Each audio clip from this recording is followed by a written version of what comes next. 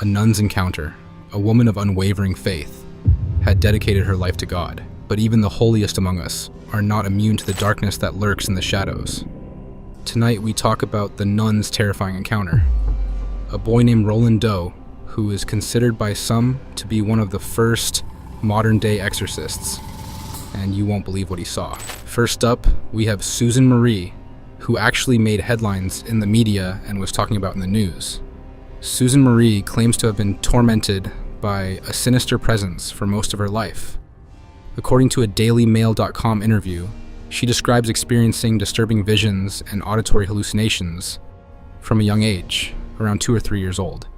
Raised in a challenging environment by parents she describes as involved in the occult, Susan also reports feeling a lifelong aversion to religious settings. Her experiences included unsettling visions of blood-stained windows and disturbing sounds of screams, which she interprets as demonic taunts. The torment left her feeling trapped, but a friend encouraged her to seek spiritual guidance. This led her to Father Carlos Martins, a Catholic priest with extensive experience in exorcism. According to Father Martins, the exorcism sessions were physically demanding. Susan Marie, restrained in a sturdy oak chair by several men, displayed significant physical strength during these encounters. She is reported to have overcome physical restraints, exhibiting unexpected strength and aggression. Father Martins recounted observing a range of extraordinary phenomena during his 2 decades of performing exorcisms, including instances of levitation, significant alterations in facial features, and a pronounced aversion to religious symbols and figures. He described one particular exorcism involving a middle-aged woman. As the ritual began, Father Martins recalled, she suddenly overpowered a large man tasked with restraining her. This individual, exceeding 6 feet in height and weighing over 300 pounds, was thrown across the room with surprising force. The woman then directed her attention towards a nearby light switch. Father Martins continued, remarkably, one of the screws securing the switch cover plate inexplicably detached and propelled itself through the air, embedding itself directly into her open hand. Later, during the same encounter, she struck me with considerable force, resulting in a facial injury that required 2 surgical procedures to repair. Absolutely terrifying if you asked me. Moving on to a Catholic priest says he knows the devil is real because he has come face to face with the demon himself. Father Carlos Martins, during his 20-year ministry, has conducted numerous exorcisms, ministering to individuals who reported experiencing auditory hallucinations, periods of unconsciousness, and unexplained wounds. Exorcists are frequently asked whether the demonic behavior depicted in the 1973 film The Exorcist is an accurate representation, stated Father Martins. Next we have Sister Agnes, a woman of unwavering faith who has dedicated her life to God. Cloistered within the ancient walls of St. Cecilia's Abbey, she found solace in prayer and meditation. Years of rigorous devotion had forged an unshakable connection to the divine, or so she believed. One night, as Sister Agnes lay peacefully in her small, austere cell, a chilling sensation washed over her. The air, usually thick with the scent of incense and tranquility, grew heavy and suffocating. A bone-deep cold seeped into her very marrow, despite the summer heat. Then, she saw it. Standing at the foot of her bed, bathed in an eerie, malevolent light, was a figure that defied description. Towering and grotesque, it possessed cloven hooves that seemed to writhe and shift. 2 burning crimson eyes, like embers of hellfire, fixed on her with an intensity that stole her breath. Terror, raw and primal, consumed Sister Agnes. The figure exuded an aura of pure evil, a suffocating presence that threatened to crush her very soul. Time seemed to freeze. The only sound was the frantic pounding of her own heart against her ribs. The figure remained motionless for a timeless eternity, its gaze unwavering, its presence a suffocating weight in the small room. Then, as suddenly as it appeared, it vanished, leaving behind a trail of icy air and a lingering stench of sulfur. Sister Agnes, shaken to her core, spent the remainder of the night in prayer, seeking solace and protection from the unseen forces that had invaded her sanctuary. The encounter left an indelible mark on her, shattering her sense of peace and leaving her forever haunted by the chilling image of the demonic entity that had stood before her. From the nun to the story of the whispering story of Roland Doe. In 1949, in the quiet suburbs of Maryland, a darkness began to seep into the home of the Mannheim family. Their young son, Robbie, once a vibrant and joyful child, started to change. The once familiar laughter was replaced by guttural growls. Playful antics morphed into violent outbursts. Furniture seemed to move on its own. Objects levitated, and a chilling, scratching sound echoed through the walls. The family was terrified. What unseen force had taken hold of their son? What evil spirit entity lurked within their seemingly peaceful home? Was it a creature with burning red eyes, resembling the devil? How many people can actually say they saw the devil and live to tell their story of what happened? This story could be very much real. It was the inspiration for The Exorcist. The Roland Doe case is widely believed to have served as a major inspiration for William Peter Blatty's 1971 novel, The Exorcist, which was later adapted into the iconic 1973 film. So even Hollywood believes in this story so much they turned it into a movie. The Annelise Michel case, a tragic event that unfolded in Germany during the 1970s. Annelise, a young woman, began to exhibit unusual behavior, including seizures, hallucinations, and disturbing vocalizations. While initially diagnosed with epilepsy, her condition worsened despite medical treatment. Her family, deeply religious, became convinced that she was possessed by demons. Despite initial reluctance, the local bishop eventually granted permission for exorcism rituals to be performed. Over the course of 10 months, Annelise underwent 67 exorcisms, conducted by 2 priests. These rituals involved intense prayers, fasting, and physical restraints. Tragically, Annelise's health deteriorated rapidly during this period. She refused food and water, leading to severe malnutrition and dehydration. Ultimately, she died at the age of 23. The Annelise Michel case. Now, this case is one of the most controversial cases in modern history. Annelise was a German woman born in 1952 who underwent 67 Catholic exorcism rites over a period of 9 months and during the year before her demise. She passed due to malnutrition, for which her parents and priests were convicted of negligent homicide. Now, she was actually diagnosed with epileptic psychosis and had a history of psychiatric treatment that proved ineffective. By the time that she was 20, she had become intolerant of various religious objects and began to hear voices. Her condition worsened despite medication, and she became despondent, also displaying other symptoms for which she took medication as well. Now, after taking psychiatric medications for 5 years that failed to actually improve her symptoms, Michelle and her family became convinced she was possessed by a demon.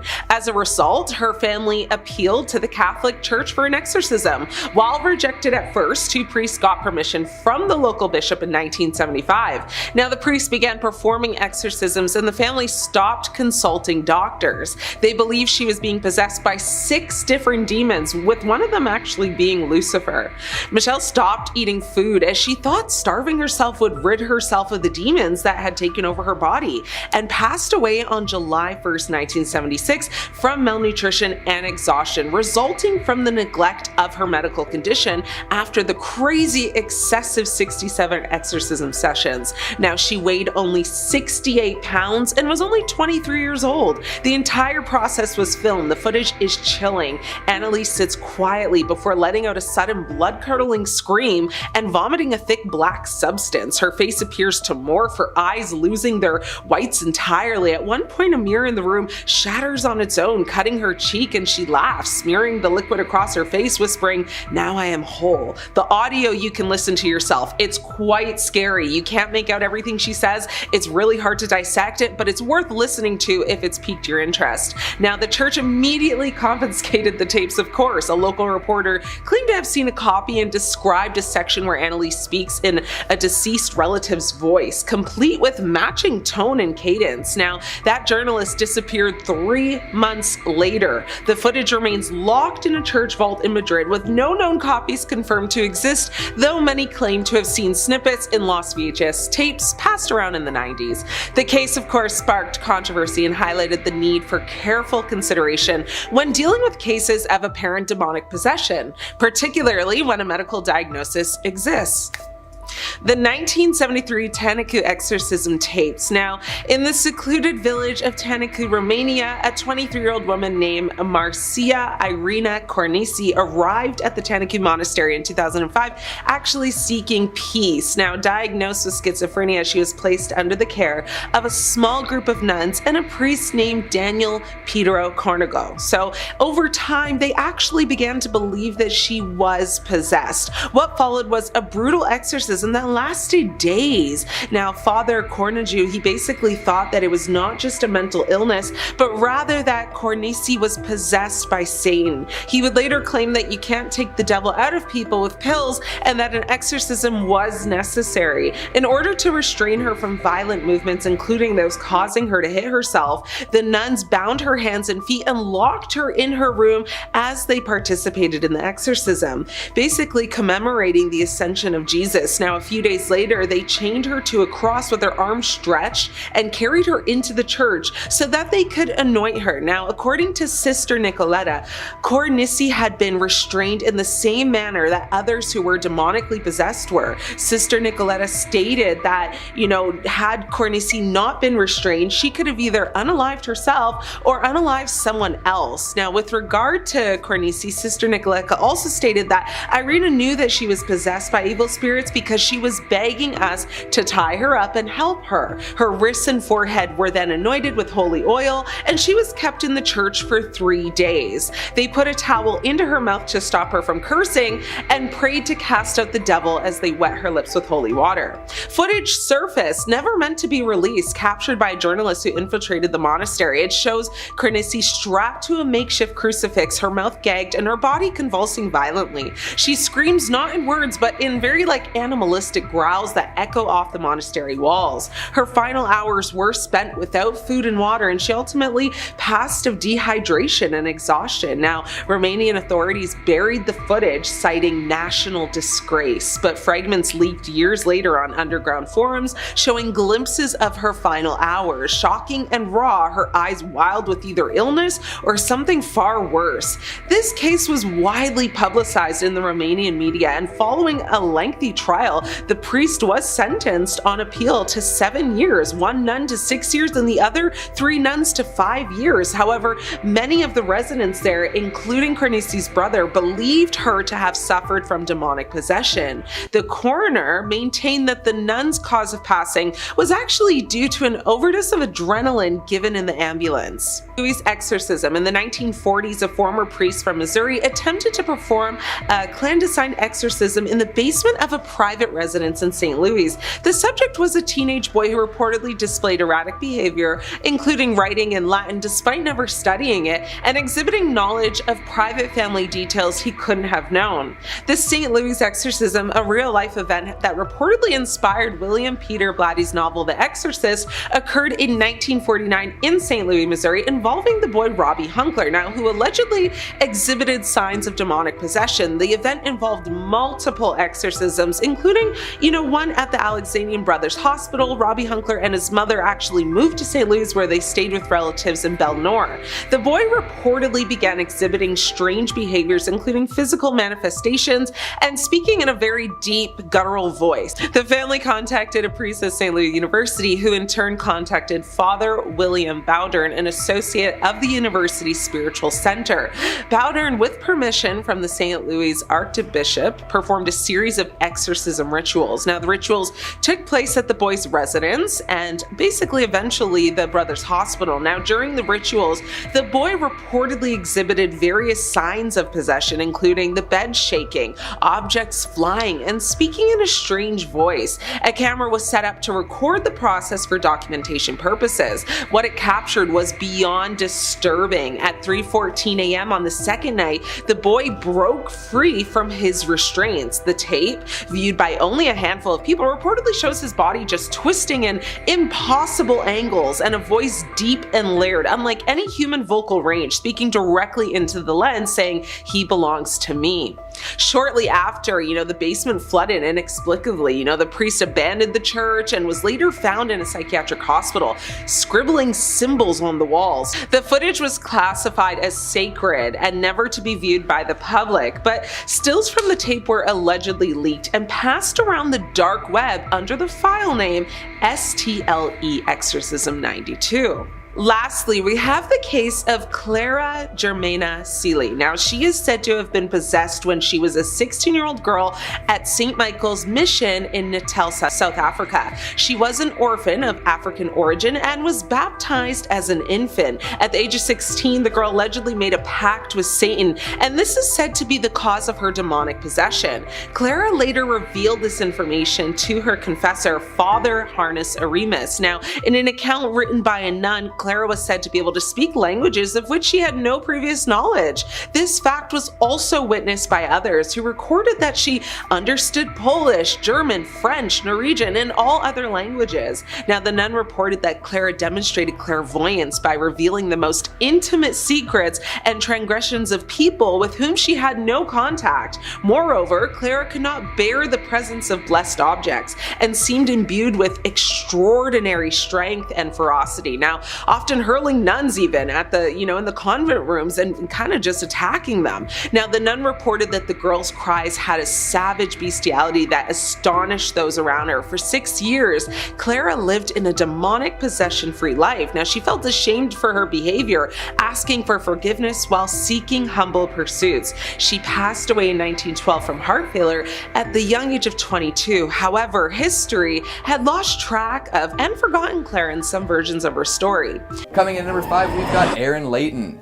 Authors tend to be a reclusive sort. So many tales exist detailing a storyteller's retreat to the wilderness to find peace so that they can pen their next great work. Someday, that'll be me, and you'll never hear from me again. But until then, I'll just look at others and their foolhardy demon dealings. See, being alone in the woods tends to also inspire people to look deep within and find out what they truly desire. Without the distractions of modern life, other people, and a strong Wi-Fi connection, folks have to face down plenty of hard truths. If these truths are difficult enough, or if their dreams are big enough, they might be tempted to strike up a deal with the demon. I'm not sure if Leighton had actually done this or not, but his children's book seems to imply that he's an expert in this field. He wrote a book called A Children's Book of Demons, and inside are a bunch of fun and funky illustrations detailing demons the world over. Accompanying these illustrations is plenty of prose, encouraging children to be creative while dealing with their problems. It's kind of an edgy concept for a kid's book, but nothing too insane. However, it got lots of attention upon being published, drawing the ire of exorcists, religious leaders, and uptight parents everywhere.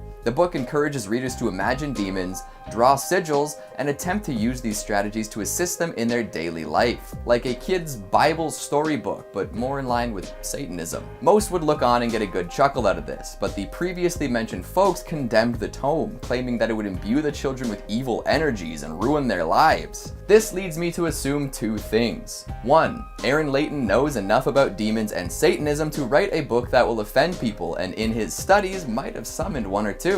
Maybe they helped him write it. And 2, some of the parents who ended up buying this book for their kids actually witnessed some demonic activity. Nobody would be getting so up in arms about something totally harmless, so there must be at least a little bit of power here. I wonder what the kids use their demons for. Maybe acing a spelling bee or getting extra helpings for dessert. Number 4, Charlie. Staying on the topic of children summoning demons for a moment, let's discuss this viral smash hit of a demon summoning trend. Remember when this was all anyone was talking about? Oh boy. Part Bloody Mary, part Ouija, and part internet challenge, Charlie took the Western world by storm. It kind of inspired its own miniature satanic panic as concerned parents and news organizations rushed to understand the appeal of the game. In fact, I bet it would have all blown over much more quickly if folks just calmed down a little. But kids and teens across the nation were playing this game and supposedly successfully summoning a demon. Charlie, if you couldn't tell. The game works like this. Set up a little 2x2 grid and a piece of paper, writing yes and no in each of the squares. Once this is ready, balance 2 pencils perpendicularly atop each other so that one can sort of spin freely. Now you're ready to play. Chant Charlie and ask some questions. Apparently if the top pencil moves, that means Charlie is present. Is he good? Is he bad? Who knows? But a lot of folks took advantage of this interesting stationary-based phenomenon and claimed that they had managed to summon real demons. After asking some particularly salacious questions, they got answers they didn't like and began freaking out. Did this really hurt anyone? It's questionable, but like I said before, it inspired a whole lot of new coverage and panic amongst the morally upright who believed that the kid would encourage their kids to take their paranormal investigations a step further. It's been a while since someone went viral for playing Charlie Charlie, and I can't say that I've seen any major new updates concerning folks who supposedly summon demons. So maybe it was a temporary visit, one without lasting effects, but who knows? Somebody test it out for me, alright? Let me know if Charlie's still kicking and what he offers in exchange for a soul. Coming in at number 3, we've got Robert Johnson. A classic tale is that of the Faustian deal. Somebody wants something so bad that they're willing to give up their soul for it. Success in life, and then an eternity of servitude to a dark force in the afterlife. Worth it. Robert Johnson decided he wanted to be the ultimate blues guitarist and would give anything to make that happen. Some say that he sold his soul to the devil for the skills required. When he played, his talent was so impressive that much of his audience had no choice but to believe it was acquired through paranormal means. I'm sure that did a lot for his ego. Looking into this story, it's said that he met a devil at a crossroads and Satan tuned his guitar for him. Tenacious D who. The devil went on to teach Johnson how to master the blues, which was the prevalent guitar genre at the time, and from then on he was a genius on the fretboard. No one could keep up with him, and he impressed countless listeners. However, he was met with an unfortunate fate, which only served to intensify the rumors about his skill. At the young age of 27, he passed away with foul play suspected. By that time, though, he had produced 6 studio records and thrilled folks across America. If your legacy lives on for ages like his, is that a fair trade-off for an early death? We can't ask Johnson himself, but I'm sure he'd have a strong opinion on that one. Coming in at number 2, we've got Sid White. Originally interested in witchcraft, Sid gradually became aware of and enamored with demons. Believing that a demon is an entity that has wandered our earth for ages, possibly even for eternity, he has supposedly summoned demons on multiple occasions. The rituals remain largely the same across the board, but small changes can affect what demon you'll summon. Write this down. You'll need a dark room, candles, herbs, a Ouija board, and blood. All pretty easily attainable, don't you think? Especially that blood bit. You're full of it. From there, you need to know a specific spell or chant, especially if you're looking for a specific demon. Knowing what you're getting into is pretty important too, because if you're summoning demons willy-nilly, you're gonna have a bad time. A lot of people choose to summon demons to strengthen their connection with another world. This allows those who do so to draw increased strength and insight and hopefully improve their life some. However, Sid refuses to talk about what happens once he summons a demon. That's his private time, apparently. I mean, there are a lot of things people do behind closed doors that they probably don't want to discuss with the world at large. I pulled a lot of this info from an interesting article on Vice, and I'm sure Sid didn't want all the Vice readers to know his secrets. Check out the article if you want some more insight though. It'll be in the description. Coming in at number 1, we've got Niccolò Paganini, another masterful musician making morbid arrangements under cover of dark. Paganini was well known for being able to do things no other musicians could even dream of. As a child, he was a wunderkind, quickly picking up and becoming proficient in all sorts of different musical instruments. Being a child prodigy comes with a lot of pressure though, I'm sure. By the time he was a teenager, he was an alcoholic. However, he managed to overcome this, and in his early 20s, he became a well-regarded star, composing complicated and popular pieces of music and performing all over Europe. Some of the stuff he composed, nobody else could even attempt to play for years. He could play 3 octaves across 4 strings in one hand on the violin, and won a Stradivarius for sight reading a supposedly impossible piece. One of his most famous compositions was called Witch's Dance, which raised even more eyebrows. So maybe in his darkest hours of alcoholism, he reached out to a higher or lower power and asked for power beyond his wildest dreams. Either that, or he decided to get it together. He supposedly had really long fingers too, which may have helped with his incredible musicality. Number 5 on this list is Lord Combermir, or maybe better put as the ghost of Lord Combermir. The picture that we're going to look at today depicts the ghostly silhouette of the late Lord Combermir sitting in his chair. Insider writes, amateur photographer Corbet allegedly set up her camera and took this hour-long exposure while the funeral of her brother-in-law, Lord Combermir, was taking place 4 miles from the home. Interestingly, the apparition that appears to be sitting in the deceased Lord Combermir's chair is suggested to be Lord Combermir himself. I think the scariest part about this photograph is the timing. The fact that this was was apparently captured literally right when the funeral for this man was being held. It's very possible that his spirit could have still been in and around the area and wasn't quite ready to leave the world of the living yet. Ghost Story UK says it's thought by some that during that time a servant might have come into the room and sat briefly in the chair, creating the transparent image. This idea was refuted by members of the household, all testifying that they were all attending Lord Combermir's funeral. Sir William Barrett, who investigated the case and reported on it in the Journal of the Society for Physical Research, was not satisfied. Working on the theory that a manservant may have come in and seated himself in the chair, he took a test photograph and got a picture that was almost a duplicate of the Combermir photograph. The matter seemed ended, but as he told in his book On the Threshold of the Unseen in 1918, sometime later he received a letter from Lord Combermir's daughter-in-law about the photograph. She said that the face was always too indistinct to be quite convincing to me, though some of his children had no doubt at all of the identity. I may add, none of the manservants in the house closely resembled the figure and were all young men who were all attending the funeral. No one resembled him and everyone was out of the house when this photo was taken. For years the church and others have tried to explain this photograph, but they just simply can't. Maybe it was the ghost of Lord Combermir, or maybe it was a demon playing a trick on all of us. We may never know. Number 4 on this list is Freddy Jackson. In this photo, we're going to be looking at Sir Victor Goddard's Royal Air Force Squadron. This picture was taken in 1919 after World War I and showed a bunch of young strapping pilots. What's wild about this though is the unexpected visitor that we have in the back row. If we zoom into the top row and look at the man fourth from the left, we can see something over his right shoulder. An apparition of sorts that resembles a human face. After people started taking note of this and examined it, those who had worked with the squadron identified that face as Freddy Jackson. Freddy Jackson was a mechanic with this squadron for a while, but the crazy part is that he had died in a propeller accident several days earlier. Similarly to Lord Combermir, the day that this picture was taken was the day of his funeral. Maybe his ghost showed up because he was pissed all his friends were taking pictures and not paying their respects. But seriously though, how on earth do you explain a photo like that with tons of other people in it? It's impossible for it to have been staged, and it's clear that there's something there. Hopefully Freddy was able to find peace after his impromptu photo bomb. Number 3 on this list is the couple's demon. William Hope was a paranormal investigator who lived from 1863 to 1933. During that time, he was responsible for capturing a wide array of spiritual photographs which showcase ghosts and demons. Now, after evaluating some of his work, I think it's fair to assume that some of it is doctored. I'm not sure how one man would have been able to capture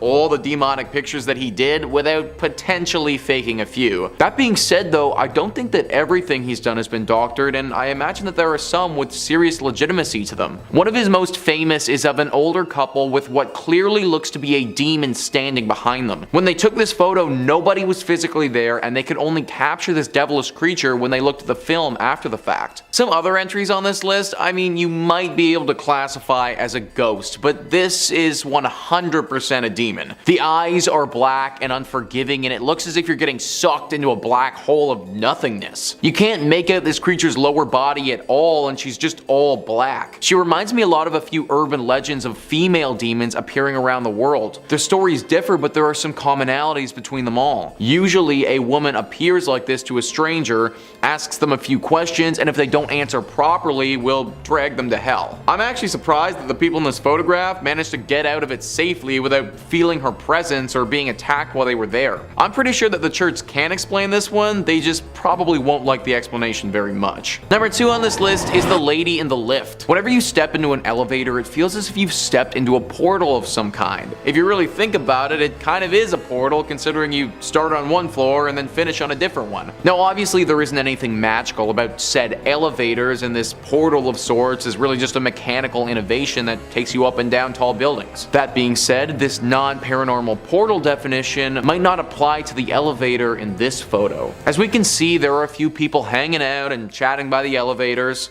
This was a picture captured by a doctor in a hospital in Bolivia. The elevator in the right of the image decided to open all by itself though. The group didn't think anything of it at the time, but when they looked back, noticed something fairly unsettling. The apparition of a woman is clearly standing in the elevator, staring right at them. No one knows who this woman is, but it's clear that she's either a ghost or a demon. Elevators have always seemed to have a connection to ghostly apparitions for whatever reason. Maybe it's because they do give off the sensation of being a portal, but there are a lot of stories connected to elevators and hauntings. This photo actually reminds me a lot of a haunted place in Austria. A young girl was at a university residence during Christmas. She was pretty much the only one who stayed there and didn't go home for the holidays. While she was there by herself, she accidentally stepped into the elevator shaft and fell to her death. Now she's set to haunt that elevator and torment those who step inside. Maybe this photo is of a similar story, but just at the hospital. It's impossible to say for sure, but either way, guys, I'd be taking the stairs. And finally, number 1 on this list is the little boy. This photo is extremely scary and just flat out disturbing. BuzzFeed writes, "The Reddit user who posted this image was deeply skeptical that there was anything paranormal going on, although they couldn't deny there is something chilling about the figure of a little boy staring out from the ruins of an old school. I grew up in a small rural town in between mountains. A couple years ago they were tearing down an old elementary school. A guy my mom knew went in and took pics with his cell phone. When he uploaded them, this was one of the pics. I don't believe in stuff like this at all. I just really don't know how to explain it since it was a cell phone pic, and I'm pretty sure that no one in my podunk hometown knows how to make fake pics. So maybe he doesn't know how, but I know how to explain it. You're in the ruins of an old school, and those ruins are haunted by the demon of a young boy. Sometimes the simplest answers are the right ones, and this to me looks like an example of that. This little dude 100% looks possessed, and you can't even really make out his legs. Nor can you actually see his arms either, for that matter. Kind of difficult to make up a logical explanation for a kid with no arms and no legs floating in the middle of an abandoned school. Also, side note, but can you imagine being the one to take this picture? Like, you turn a corner and you see that dude and your first thought is, I'm gonna pull out my phone and take a picture of this kid. Like, if that's me, I am straight up running out of that thing and we're burning that building hot. Number 5, Annabelle. Well, it just would not be the Warrens without Annabelle. She's easily the most famous thing in their collection, and let's be real, it's probably one of the most famous dolls on the planet. You know, Barbie, Annabelle. Do you ever wonder if they ever thank her for all the good publicity she's given them? By now, I'm sure if you're watching this video, you know the story of Annabelle, the haunted doll that they kept captive, but I'll run it by you again in case you don't. It was given to a nursing student as a gift from her mother, and within days, things started getting scary. Notes would appear around the house scrawled in red liquid that read out terrifying messages like, "Help me." Allegedly lunged at the girl's boyfriend one night, and well, after a doll comes alive and lunges at you, you call some help, and then Ed and Lorraine were called in to exorcise the demon inside Annabelle. In the end, they keep her locked up very tight, surrounded by rosaries and holy water to ensure the demon inside can't harm anyone anymore, and they keep her locked up except when they wheel her out for publicity events and take her to conventions. While Annabelle has enjoyed quite the career as a movie star, the real Annabelle is locked away to keep the evil dormant. In this footage, we're treated to some up close and personal glamour shots of Annabelle in the flesh, or stuffing, I guess, locked tight in her cage. The footage comes from Tony Spera, the son-in-law of Ed and Lorraine Warren, who's gonna get mentioned a whole heck of a lot in this video. He takes us on a brief tour of the museum, getting a real up close to it. Even through a YouTube screen, you can feel some evil radiating off this doll. Now sadly, if you're a big Warren superfan and you want to go check out the museum, unfortunately it's closed right now, but they are hoping to reopen it. So one day Annabelle can get back to scaring her fans in person like she always has. When I said before that they take her out to conventions, that wasn't just me being snarky, it's real. She just recently was at the Warrens Paracon, the convention dedicated to supernatural hunters of the paranormal. You can line up, take a photo with Annabelle. I'm not sure if I'd take a selfie with her though. I don't know. It might look good on a Tinder profile, maybe? I'm not sure. And if you're looking for way more Ed and Lorraine content, true tales of terror, fake fibs of frauds, cryptids, ghosts, ghouls, goblins, aliens, pretty much anything scary under the sun and above it, well, you already know Top 5 Scary is the place for that. Make sure you stay subscribed. Please ring that little bell to the side so you get all of our videos when they upload. But do that at the end of this video, okay? Because I got 4 more pieces of Ed and Lorraine footage coming up for you right now, baby. Number 4, the museum tour. Now, if you wanted to go to the world's foremost collection of haunted relics and cursed objects, there's probably no storeroom full of curses more than the legendary collection of the Warrens' Haunted Museum of Souvenirs. Now, like I said just a second ago, the museum is currently closed as of the writing of this video, but they are trying to reopen soon.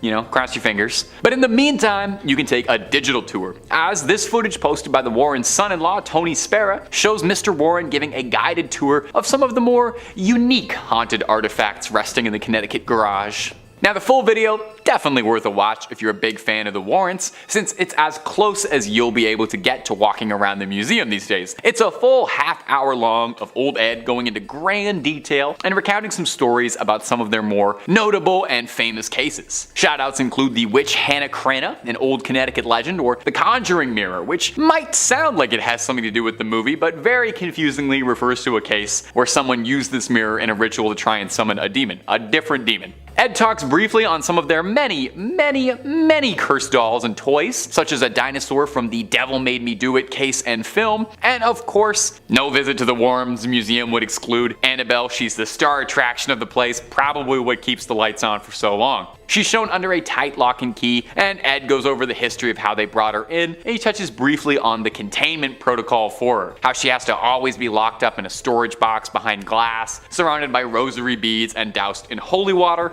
in an effort to keep the vile spirits tucked away. A small question: if a spirit is so powerful and malevolent that it's got this unspeakable ancient evil that attacks humans, wouldn't it be stronger than a pane of glass? Wouldn't it be stronger than a thin little thing of glass? I guess it's a doll, but I didn't think the solution to ultimate evil was to just put like a fence around it. That's what you do when like a dog is getting into stuff that you don't want them to get into. You just fence them out a bit in the backyard. Dogs, haunted dolls.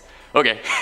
Number 3, the Shadow Doll. And coming in at the number 3 spot for today is going to be this footage of the Shadow Doll. When you first enter the Warrens Haunted Museum, be it digitally or physically, one of the first things you'll see is this frightening little doll, affectionately dubbed the Shadow Doll. The Shadow Doll, that's fun to say. It's made of bird feathers and real human teeth. Lovely, those are some of my favorite ingredients. Now, it's currently owned by Tony Spera. He offers a bit of insight into the doll's history, saying it was originally acquired at an antique shop where it was sold with the owners of the shop completely oblivious to the doll's cursed energy. I don't buy that at all. What do you mean oblivious to the doll's cursed energy? Somebody came to you and sold you a doll made of bird feathers and human teeth, and your first instinct wasn't to douse the thing in holy water and kerosene for good measure? I know pawn shops ain't exactly the classiest place around, but you gotta have some standards, right? You gotta be able to recognize evil. There are very few dolls with human teeth that aren't evil. Spera claims the doll has an insidious curse inside it. Oh, wait, no, sorry, the Warrens weren't insidious. Anyway, the curse says that if you take a photograph of the doll, and when it develops, you write a curse that you'd like to inflict and then send it to your victim. The person who then opens the envelope and sees the photo of the doll will invite the curse into your home. The doll is also capable of some dream magic like Freddy Krueger, and can even stop your heart while you're asleep if Mr. Warren is to be believed. And I know what you might be thinking. Did you just curse all of us by showing us this footage and pictures of the doll?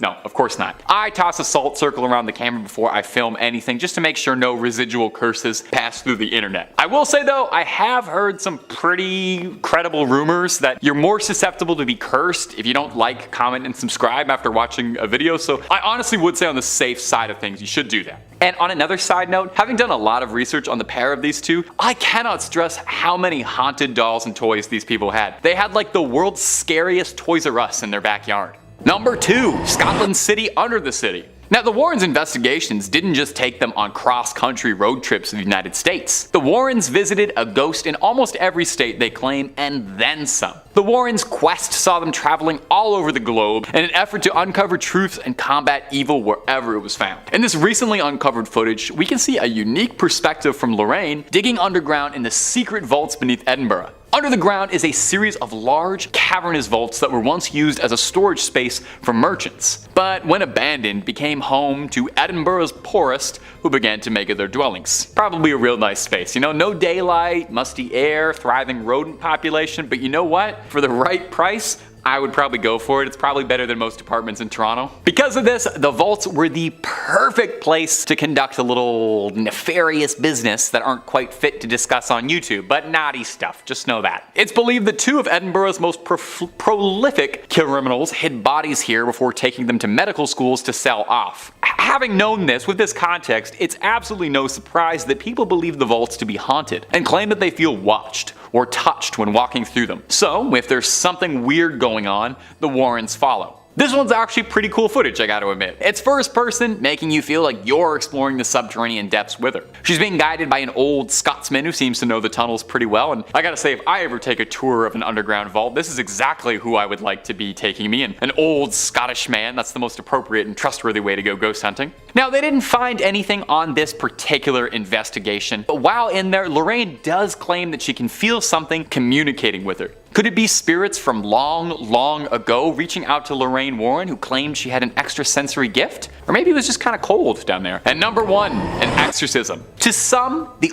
ultimate dream would be getting to ride up in the front seat with Warrens on one of their cases, getting to experience the paranormal firsthand under the tutelage of those who claim to have battled it their whole lives. It would be like if Obi-Wan Kenobi asked you if you want to go on an adventure with him. It'd be awesome. Well, hey, some people, they get to live their dreams every day. Like me, my dream was to stand in front of a camera and endlessly talk about ghosts and goblins, and it really is just the best. But a YouTuber by the name of Haley Reese got to live her dream when she met Tony Spera, the husband of Judy Warren, the daughter of the family, and Lorraine Warren, a bit before she passed away. She got blessed with a look into some never-before-seen footage of the pair of demonologists conducting fieldwork, namely an exorcism. Now, the person in the video has been blurred out to protect their safety, as, you know, it's one thing to be possessed by a demon, but doxing, whole other. We see Lorraine and Tony both fiercely conducting an exorcism, locked in spiritual warfare against a demonic force. We can hear Tony asking for the demon's name repeatedly, not because he's a friendly guy trying to make conversation, but because in order to properly drive a demon out of a host,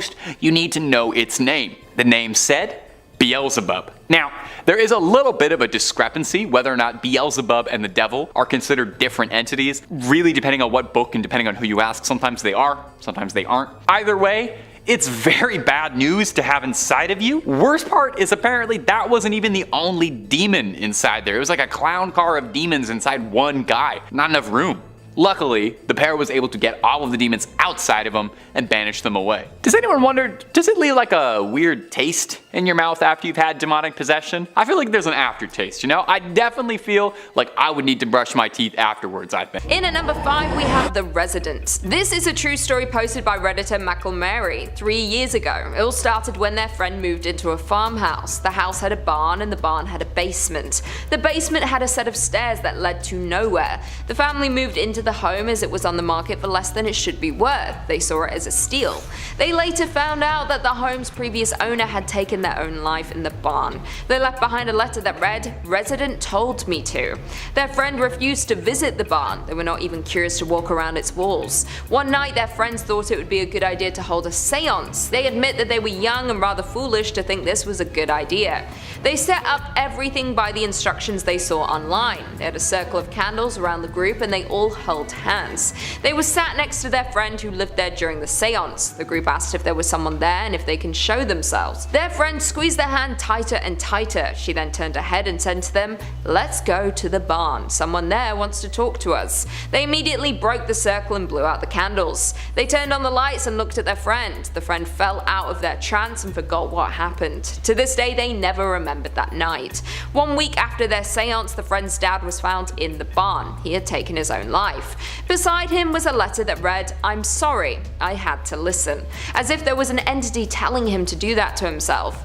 The Redditor explained maybe it was just a weird coincidence. They did not want to believe what had happened. It does seem there was some dark entity in that barn telling the occupants of the home to do horrible things. Coming in at number 4, we have Ariana Grande. It is not just ordinary people like you and me that have supernatural encounters. Sometimes celebrities can have encounters with demons and otherworldly forces. In 2013, Ariana Grande told Complex about an encounter she had with a demonic spirit. The magazine tried to steer the conversation to music and her personal life, but she insisted on telling the world her story. She admitted that it left her shaken and scared. She won't try to encounter them again. She told them that her incident happened while in Kansas City on her visit to Skull Cemetery. She explained this cemetery is known as one of the 7 gates of hell on Earth. The Pope won't even fly through the airspace above the graveyard due to its dark energy. She was visiting the cemetery cemetery with her friends to investigate the claims of its paranormal nature. She said when they entered the area, her and her group of friends could smell sulfur. This is one of the main signs that you are in the presence of a demon. They also noticed a few flies appeared inside of their car. She took this to be the second sign of a demon entity being nearby. She did not let these signs stop her. They entered the cemetery and started to walk around and take pictures. Once they left, they reviewed the pictures that they had taken. Ariana had a photo of a gravestone with 3 distinct faces. She said the faces were textbook demons. She wanted to share this with the world and attempted to send the photo to her manager. When she tried to send the picture, it came up with an error message. This file can't be sent. It's 666 megabytes. She said after this, weird things started to happen to her. She heard whispers in her home when she was alone. She found no reason for these voices. One night she saw a massive dark cloud above her head. She woke up suddenly and tried to clear the cloud, but when she attempted to touch it, it disappeared. Scared about what might happen next, Ariana deleted the picture. She has vowed to never go back to the cemetery. In at number 3, I was possessed. One Reddit user told the story of how they were possessed. They don't remember any of what happened. They were only a baby when all of this went down. They started off their story by explaining that they were a very calm and quiet baby. When they were 2 years old, it all started on one random night. They were lying in their crib staring upwards, when suddenly they started screaming like crazy. They then started running in circles on their side while screaming. It was not a nightmare as they were awake while it was happening. It was also not seen as a tantrum or them looking for attention, as they were clearly terrified. This continued to happen every night for 6 months. They would behave like this until dawn. When dawn hit, they would go back to sleep as if nothing happened. Their parents took them to many different churches and priests to see if anyone could help. Nothing worked. This went on continuously for 6 months. The family decided to immigrate after the 6 months, meaning they would be moving home. Once they left home, it stopped. It never once happened again. Everyone in the family was aware of what had happened. They chose to never tell them what happened. They lived in fear of the possession taking hold of them again. The family had decided that the less they knew, the better. They thought that if they knew, they would be more vulnerable to it happening again. They were lucky to escape the demon. Hopefully the people who bought the house didn't have the same experience. In at number 2, we have Blue Mountains. One woman told her story of an encounter she had in the Blue Mountains in Australia. She said that she frequently went bushwalking. She would usually go with her dad, but for shorter walks she would go alone. Being a woman walking alone in the woods, she would take knives with her for protection, but she always felt safe going alone. One day she decided she wanted a couple of days of peace and quiet in the mountains by herself. So she decided to take an overnight walk. The walk was fine, she had no issues. She often saw other walkers going in the opposite direction. As it got darker, she picked a little spot just off from the track to set up her tent for the night. As night fell, everything seemed fine and she drifted off to sleep. She was awoken abruptly not long after by what sounded like someone running past her tent on the track, but it went past too fast with too little steps to be anything human. The force shook her like a train had just passed by the outside of her tent. She felt uneasy but thought it must be a tree falling or something else that would ease her mind, even if it didn't really make sense for the appearance she just had. She drifted back off to sleep. The next morning she had her breakfast, packed up her tent and got ready to carry on her walk. She started her walk again. She again passed a few people. After that she was alone for maybe an hour and a half. She then heard a stick breaking from behind her. She said it sounded like it came from behind her on the left, away from the track. When she turned around she was scared to death. She felt a fear like nothing she has ever felt before. A fair distance away in the bushes something was standing there and looking directly at her. She wanted to believe it was a person, but she knew this was nothing human. It was a very tall figure, around 9 feet tall. Its skin was a dark grey colour, its eyes were large and dark, its arms and legs were very long. It did not have a mouth, nose or ears, just large black hole eyes. She had tears rolling down her face, but her feet were frozen in place. She stared at the creature for what felt like a lifetime. She felt filled with dread. The fear kept building until finally she broke her gaze and ran. She ran as fast as she could until she caught up with the other walkers. She broke down as soon as she saw them. They were shocked when they saw her. She was clearly distraught. She told them what happened, but no one could understand the fear she felt or what she saw. She believed she saw a demon. She can't find any other explanation for what she saw. She didn't go walking alone ever again. And finally, coming in at number 1, we have Amy Stamatus. Amy Stamatus is a woman from Arkansas who in 2019 was left paralyzed from the waist down after she fell from the secondary story of her home. This might seem like an accident, but this is very different. 7 months before the incident, Amy's life was much different. She lived with her husband and worked as a med-flight nurse at the local medical center. Her last shift at the hospital changed her life. She was on her shift when a burn patient came in for her to treat. She wheeled him in on a stretcher and completed a report on his wounds. The next thing she knew, she was wandering the halls of the emergency room. Aimlessly, she had forgotten how to do her job or why she was there. There were clear blank spots in her memory that she can't recall to this day. She left the hospital to never return.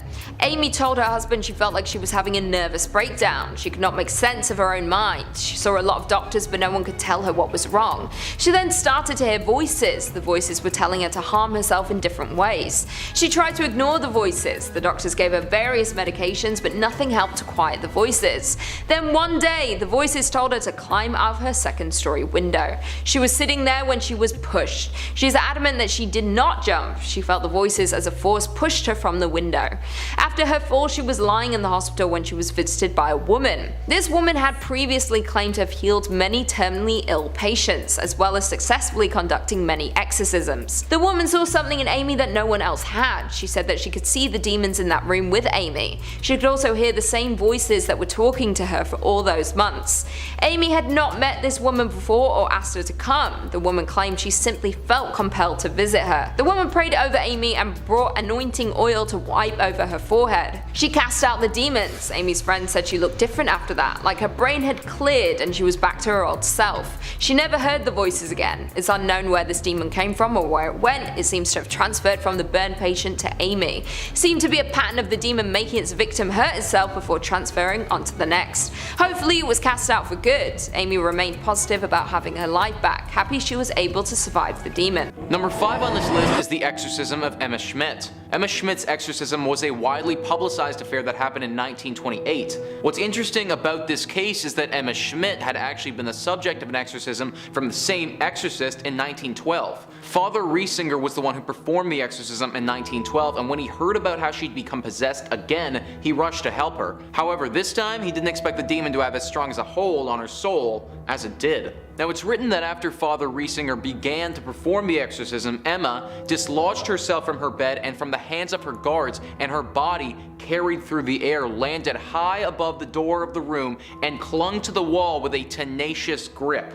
All present were struck with a trembling fear. The nuns who were present and assisting reportedly grabbed her and strapped her back down to the bed, even though she was screaming and squirming in unnatural ways. It's said that this exorcism required 23 days to complete, and during that time, Emma would regularly be vomiting up bile and fighting as much as she could to stop it from happening. It's even said that Lucifer appeared during this exorcism and made his presence known by attacking the exorcist at one point. Emma also had super strength and was able to bend the iron bars on her bed, even though she was extremely malnourished at that point. Father Riesinger was mentally drained and exhausted after the 23 days of performing that exorcism and claims that he had never seen anything like that in his time on Earth. Number 4 on this list is the movie The Exorcist. Now, The Exorcist is one of the most famous horror films of all time and is sometimes credited as being the scariest movie of the genre. Now, the movie The Exorcist is actually based off of a real-life exorcism that took place in the 1940s. This was an exorcism of a 14-year-old boy documented under the pseudonym Roland Doe. Supernatural events took place during this exorcism, which then inspired the creation of the film several decades later. Rather than look at the actual exorcisms here though, I actually want to look at the creation of the movie The Exorcist, because there's actually a curse that surrounds it. Jack McGowan, the man who plays the film director in the movie, died before the film actually hit the big screens. He died due to influenza that he got in 1973. Vasiliki Malaros, who also acted in the movie, died before the movie was seen by anyone. Many people who were involved in filming of the movie lost their family members whilst the movie was in production. There was also a report of another one of the actors almost dying in a near fatal motorcycle crash.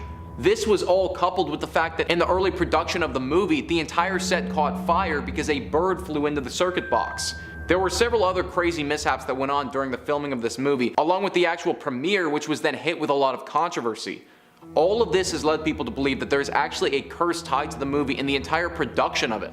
Some believe that the demon from the initial exorcism in the 1940s came back to incite some chaos on the team recreating the story. Whatever the case was, it's certainly pretty crazy that one of the scariest movies of all time had one of the most controversial and scary filming processes of all time as well. Number 3 on this list is the exorcism of Terrance Cautrol. Terrance Cautrol's exorcism is a sad story of a little boy who lived in Milwaukee in 2003. Terrance, in his mother's eyes, had been possessed by a demon and she believed that it needed to be exorcised from him.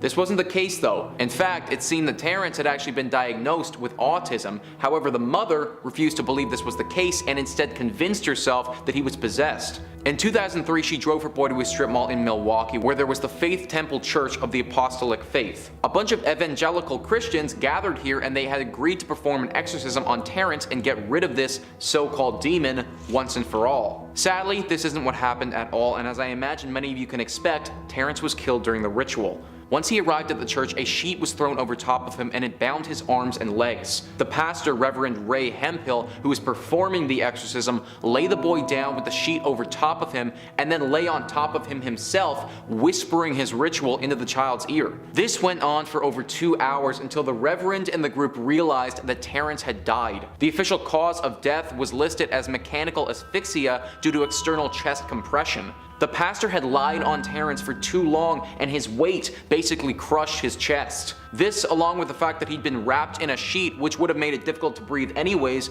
caused the boy to suffocate. This case was obviously brought to the court of law and it was revealed that our so-called exorcist was never properly trained on the subject at all. He went to jail for 2.5 years and was barred from performing exorcisms unless he received extensive training on how to do them in the future. Number 2 on this list is an exorcism performed by Father Gabriel Amarth. Father Gabriel Amarth lived for almost a century and performed over 60,000 exorcisms in his long life.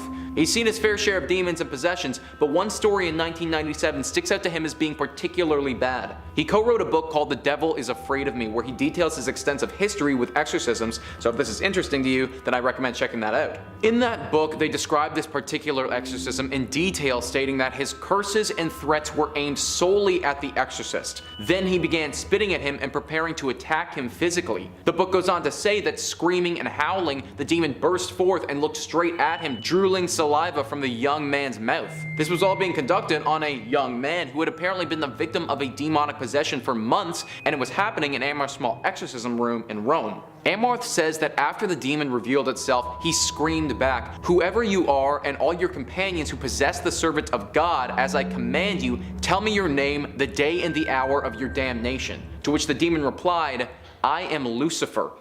The room then became icy cold and crystals started to appear on the windows.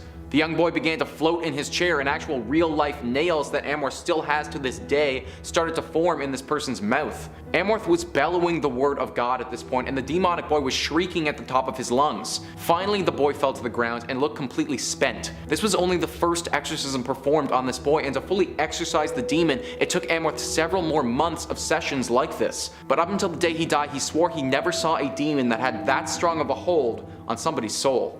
Number 1 on this list is the exorcism of Ryan Eastto. Ryan lived back in the 1200s in Ireland. He worked as a fisherman and supported his newlywed wife. Ryan worked with another older fisherman named Hugh, and Hugh had basically taught Ryan everything that he knew. In fact, when Ryan was younger, he was an orphan, and being completely homeless would have to steal to survive. One day, Hugh caught Ryan stealing from him, and rather than get the law involved, decided that he would take Ryan under his wing. That was over a decade ago, and even though Hugh wasn't blood related to Ryan in any way, he may as well have been based on the relationship that the two had developed. One evening, the pair were out on the water longer than they had intended, and a storm whipped up. The men were trying to sail back to shore, but the winds were harsh and unforgiving. With one swift gust, the boat was rocked hard and Hugh was thrown into the waves. Ryan ran to the side of the boat and saw as Hugh struggled to stay above water, but rather than help him by throwing him something or diving in himself, Ryan froze and just stood there. He stood there, planted, indecisive about what to do, and slowly, Hugh drowned right before Ryan's eyes. Ryan managed to weather the storm, and once it subsided, got the boat back to shore, but he was never the same after that. His mood grew dark, his outlook on life was gloomy, and his temper would often rage. His wife, who was now pregnant with his child, feared the worst, believing that Ryan may have become possessed with a demon. Without Ryan's knowledge, she got in contact with an exorcist and had him wait at their home for when her husband would get back. He came home late the night that the exorcist was there, and it was clear that he'd been drinking. He found his wife sitting there with the man, and upon hearing her explanation of the scenario, grew furious. The exorcist saw this deep anger and took it to mean that the demon was coming out and possessing Ryan. As Ryan's anger grew, the exorcist pulled out his cross and started chanting some deep incantation to keep the demon at bay. He barely got through the first few lines though, when Ryan grabbed a nearby bottle and struck the exorcist across the head. The man hit the ground and blood pooled from that large indent that was now sliced across his forehead. He was dead, and Ryan had murdered him. Immediately the fury was replaced with regret, and Ryan dropped to his knees. Sadly, it was too late though. The deed was done and he was sentenced to death shortly afterwards. Whether Ryan was actually possessed by a demon or not, that's unknown. I personally think the only demons that he was ever possessed with are the demons that he imposed onto himself for never acting when his father figure, Hugh, drowned in front of his eyes. Number 5 on this list is the exorcism of Kennedy Ife. Kennedy Ife was a 26-year-old man who reportedly became possessed by a demon. It started when he got an unexplained pain in his throat and then began to act very strange. He complained that there was a python inside of him and it forced him to bite his own father. He even threatened to cut off his own before his family strapped him to his bed and tied him down. His brother later said to the police that it's clear that this thing was in him what we believed was a demon because it was not natural. It was clearly trying to kill him. Kennedy did sadly die, however it wasn't at the hands of a demon, but actually by his own family. Kennedy had been tied to his bed for 3 days before his brother called for medical help. He was extremely dehydrated and developed breathing problems as he was lying there. When the paramedics got there, they pronounced him dead at the scene. The family had attempted to exorcise this demon out of Kennedy through prayer and extensive force. Kennedy's body had been battered through this exorcism as the family attempted to cure his soul. They were eventually all charged with manslaughter, however the jury found them not guilty in court and they were set free. Personally, I can't even imagine how brutal it would have been to be strapped to a bed for 3 days straight, getting beaten and slowly dehydrating. Truly a horrible way to die. Number 4 on this list is Theodore Lazman. Theodore Lazman was a Russian farmer in the early 1800s. For a long time, Theodore had been in disputes with one of his close neighbors for farmland. They had developed a deep hatred for one another and would often sabotage each other's crops. Lazman eventually reached a breaking point after another blow from his neighbor and ended the dispute once and for all by murdering him and his family as they slept. A season passed and Lazman and his family prospered with the new land and their abundance of crops. However, during this time, something began happening in their home. The family felt unwanted there and signs of a demonic presence could be seen. After a while, the wife couldn't stand it anymore and she demanded that they have an exorcist come look at their home. They managed to find an exorcist several villages over to come and take a look at their house. He set up his supplies and was going to perform a ritual to cleanse the house of any demonic presence. When he began the ritual though, that demonic presence finally made itself abundantly clear. A shadow figure erupted from the wall and forced itself into Theodore's body. It looked like a ghost had immediately entered his soul and taken all control of his actions. Theodore's eyes went immediately bloodshot and he turned to his shocked wife and said the words, "You take from me, I take from you." Then he reached out his hands and before the exorcist could stop him, strangled his own wife in front of his children, killing her where she stood. Right as her body fell to the floor, his did as well, devoid of life. A minute later, he started to slowly rouse himself and after seeing what he had done, broke into a deep sob. He knew that the ghost of his dead neighbor had haunted them and now Theodore was forced to live with the fact that he killed his own wife with his bare hands. Number 3 on this list is Rosetta Planker. Rosetta Planker was a young girl from the 1940s who became possessed by an evil demon. Her parents noticed that she started acting strange when her notebooks began filling up with demonic drawings and her nice innocent attitude vanished for dark depression out of nowhere. She started having issues at school which was completely out of character for her and the parents got to a point where they had to take her out. One day they found her in her room with her eyes rolled to the back of her head, stabbing one of her dolls repeatedly.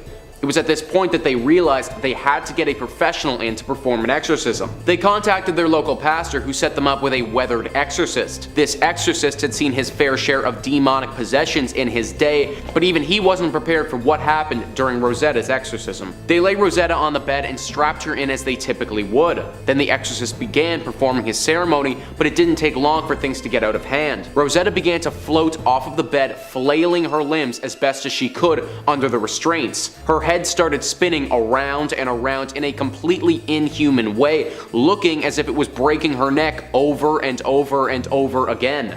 She was screaming at this point, but it wasn't her voice or any voice that anyone present was familiar with, nor was the voice making any sense, just demonic gibberish nobody could understand. When her ascension reached as high as the restraints would allow, her chest kept going further up and further up until finally her chest snapped open and blood exploded everywhere. A black ooze spouted onto her parents and the Exorcist, sending them back and disorienting them. The Exorcist was forced to stop as he was blown back and covered in this black ooze. When he wiped it off his face and opened his eyes, he saw the ugly remains of Rosetta laying on the bed. The demon had clung onto her soul so tightly that it refused to leave without taking her with it. I can't even possibly imagine what it would have been like to be in that room, or for the parents having to watch something like that. Number 2 on this list is Annelise Michel. Annelise Michel's exorcism story actually inspired the very popular horror film, The Exorcism of Emily Rose. What happened to Annelise is certainly not pretty. She was a young German woman who was born in the 50s. All of her life she struggled with serious mental health issues. Depression, hallucinations, and bad psychosis were all side effects of these problems, which she actually had to be hospitalized for at some points. What was very strange was that her symptoms would often coincide with her being around religious acts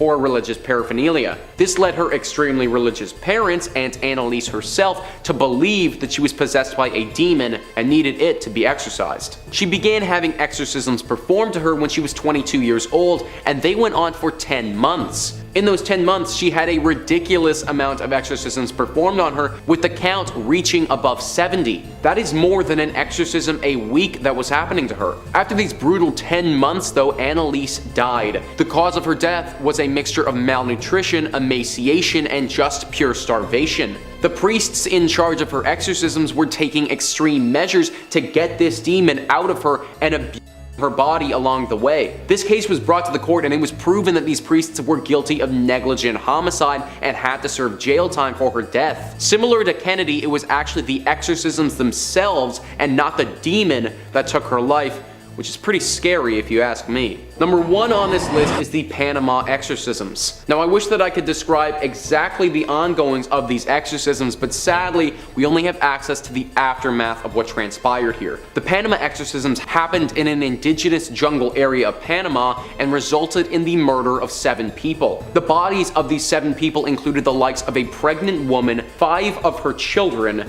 and their neighbor. They were found in a mass grave and looked to be only the beginning of the murders if these murderous exorcisms hadn't been stopped when they were. That's because 15 other people were freed from captivity when the police raided the area. Apparently, an indigenous-run sect had been performing so-called exorcisms and murdering people if they hadn't fully repented for their sins. The prosecutor of this case is quoted saying they were performing a ritual inside the structure. In that ritual, there were people being held against their will, being mistreated. All of these rites were aimed at killing them if they didn't repent their sins. The place where they were performing these exorcisms was a church where they found a naked woman, machetes, and a ritually sacrificed goat amongst other religious paraphernalia. What this group did was kidnap people and then bring them here to perform what they thought was God's will. The leader of the group said that they had received a message from God and that's why they were doing this. This brutal atrocity only happened a little over a year ago as well, so it's still very fresh.